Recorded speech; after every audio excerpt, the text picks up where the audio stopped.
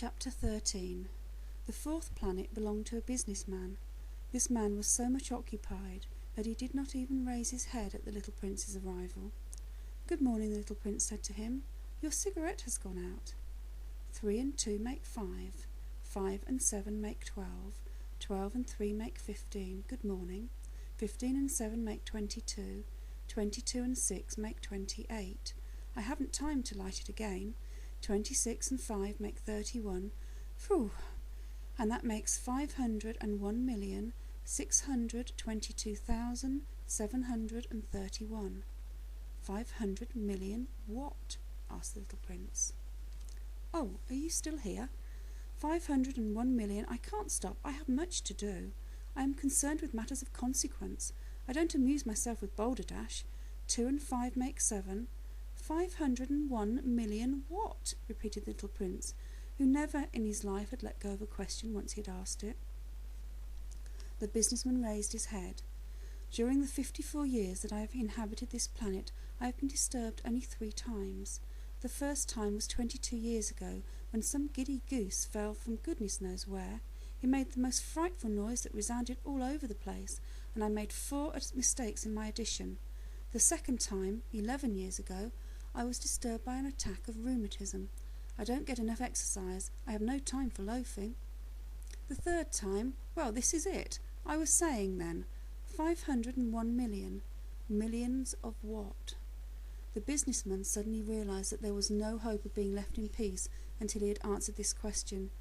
"Millions of those little objects," he said, "which one sometimes sees in the sky."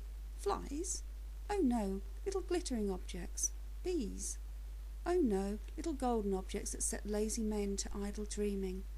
As for me, I am concerned with matters of consequence. There is no time for idle dreaming in my life."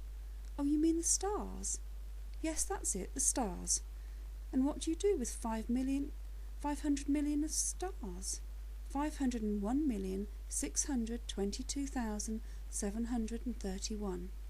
I am concerned with matters of consequence. I am accurate. "And what do you do with the stars?" "What do I do with them?" "Yes." "Nothing. I own them." "You own the stars?" "Yes." "But I've already seen a king who—" "Kings do not own, they reign over. It is a very different matter." "And what good does it do you to own the stars?" "It does me the good of making me very rich." "And what good does it do you to be very rich?" "It makes it possible for me to buy more stars, if there are any discovered." "This man," the little prince said to himself, "reasons like my poor tippler." Nevertheless, he still had more questions. "How is it possible for one to own the stars? To whom do they belong?" the businessman retorted peevishly. "I don't know, to nobody." "Then they belong to me, because I was the first person to think of it." "Is that all that is necessary?" "Certainly. When you find a diamond that belongs to nobody, it is yours. When you discover an island that belongs to nobody, it is yours. When you get an idea before anyone else, you take out a patent on it, it is yours. So with me, I own the stars, because no one else before me ever thought of owning them." "Yes, that is true," said the little prince. "And what do you want to do with them?" "I administer them," said the businessman. "I count them and recount them. It is difficult, but I am a man who is naturally interested in matters of consequence." The little prince was still not satisfied. "If I owned a silk scarf," he said, "I could put it around your neck and take it away with me. If I owned a flower, I could pluck the flower and take it away with me. But you cannot pluck the stars from heaven." "No, but I can put them in the bank." "Whatever does that mean?" "It means that I can write the number of my stars on a piece of paper. Then I put the piece of paper in the drawer and lock it with a key." "And that is all?" "It is enough," said the businessman. "It is entertaining," thought the little prince. "It is rather poetic, but it is not of any great consequence."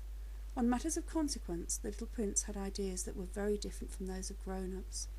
"I myself own a flower," he continued his conversation with the businessman, "which I water every day. I own 3 volcanoes, which I clean out every week, for I also clean out the one that is extinct. One never knows.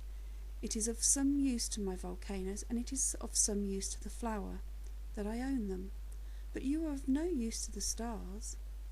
The businessman opened his mouth, but he found nothing to say in answer, and the little prince went away.